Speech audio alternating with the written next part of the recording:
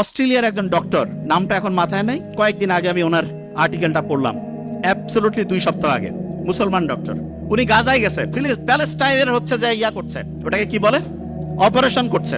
তা ইসরায়েল যে ভয়ঙ্কর ধ্বংসলীলা চালাইছে, অজ্ঞান করার যে জিনিসপত্র সেটাও নাই, অজ্ঞান করার জিনিসপত্র নাই। উনি জানে যে অজ্ঞান করার মাঝখানে হচ্ছে জিনিস শেষ হয়ে যাবে। অপারেশনের মাঝখানে ঘুম থেকে উঠছে, উঠে কোরআন তেলাওয়াত শুরু করছে, তারপরে অপারেশন উনি বন্ধ রাখছে।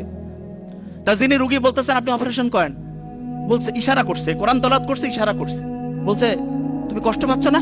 উনি কোরআন তেলাওয়াত করছেন। তখন ওই অপারেশনের পাশে যে আরেকজন আছে বলছে না, উনি কষ্ট পাচ্ছেন না। তা এই ঘটনাটা যখন শুনলাম তখন মনে হলো আল্লাহ যে বলছে যে কোরআন হচ্ছে শেফা, আমরা তো বিশ্বাস করি সত্যি টঙ্গর মগর বিশ্বাস, খুচর মচর, ওইরকম বিশ্বাস নাই হবে হবে কিনা।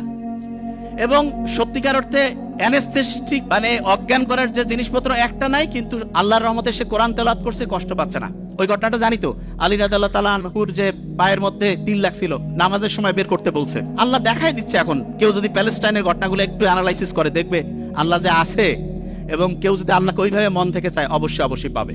আচ্ছা, যে জায়গায় আমি শেষ করবো এখন, ইটালির একটা বিখ্যাত মানুষ আছে যার নাম বুসকালিয়া। উনি যেখানে যাইতো ওনার কথা শোনার জন্য হাজার হাজার মানুষ এসে উপস্থিত হইতো। তোর আগে একদিন জিজ্ঞেস করছে যে আপনি এত কিছু জানেন কি করে? উনি বলতেছে যে আমাদের ফ্যামিলিতে আব্বার একটা অদ্ভুত নিয়ম ছিল। সেই নিয়মটা হচ্ছে এরকম, প্রত্যেক দিন রাতের খাবারটা আমার বাবা আমাদের সব ভাই বোনকে একসাথে নিয়ে খাইতো, এবং প্রত্যেক সন্তানকে তিনি আলাদা করে জিজ্ঞেস করতেন what did you learn for the day, আজকের জন্য তুমি কি শিখছো?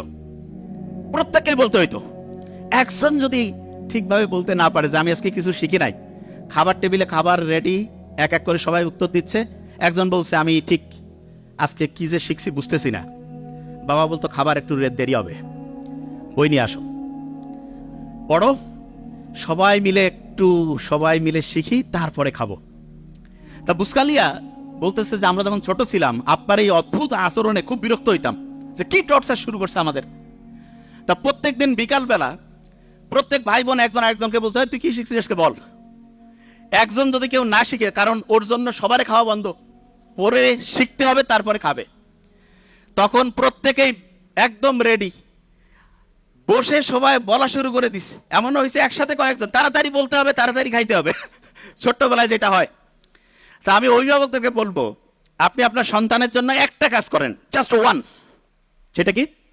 প্রত্যেক দিন সে কি শিখছে সেটা আপনি শোনার চেষ্টা করেন, প্রত্যেক দিন কি শিখছে সেটা শোনার চেষ্টা করেন। এবং এক্ষেত্রে আমি সবসময় বলি শোনার তো এখন টাইম নাই, টেকনোলজির কিছু ভালো ব্যবহার আছে, ছেলে মেয়ে দূরে পড়ে কোনো সমস্যা নাই, একটা চমৎকার ডায়েরি তাকে কিনে দেন, ডায়েরিতে বলেন যে প্রত্যেক দিন বাবা তুমি আমাকে হচ্ছে ডায়েরিতে এই যে এরকম করে লিখে দিবা, তোমার 30 দিনের জন্য মান্থলি ধরো বরাদ্দ 10,000 টাকা, প্রত্যেক দিনে ডায়েরি লেখার জন্য তুমি 300 টাকা পাবা। মাসে যদি তুমি 20 দিন ডায়েরি জমা দাও 6,000, 4,000 নাই, কিছু করা লাগবে না।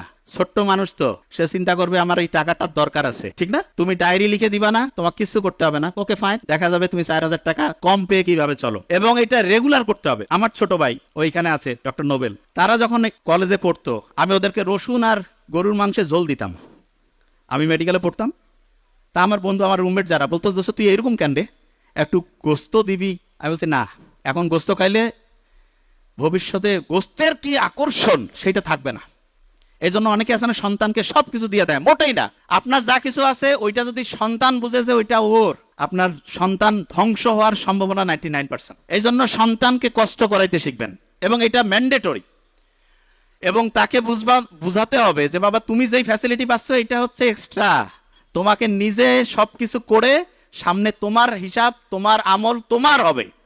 আমার এখানে যেটা আছে এটা যে তুমি পাচ্ছ এটা তোমার এক্সট্রা দিচ্ছি তোমাকে। এবং সত্যিকার অর্থে সন্তানকে আমরা যেভাবে মানুষ করব সেরকম হবে, তা আশা করছি। প্রথম আরেকবার ধরে ফেলি, সবচেয়ে ব্রেইনের জন্য ভালো ওয়েব কোনটা? আলফা। আর্লি মর্নিং কোন ওয়েব তৈরি হয়? নামাজের পরে, কোরআন তেলাওয়াতের পরে। যখন রাত 9টা 10টা থেকে ভোর 3টা, কত ওয়াট? তাহলে আর্লি ঘুমানো সবচেয়ে পারফেক্ট। আর পড়ার জন্য সবচেয়ে সেরা সময় কোনটা? Early morning. আর অন্য সময় পড়লে কোরআন পড়ি, নামাজ পড়ি, তারপরে 20 মিনিট পড়ি। এবং অভিভাবকদেরকে বলবো প্রত্যেক দিন ডায়েরি রাইটিং ম্যান্ডেটরি করুন। Thank you so much. আসসালামু আলাইকুম।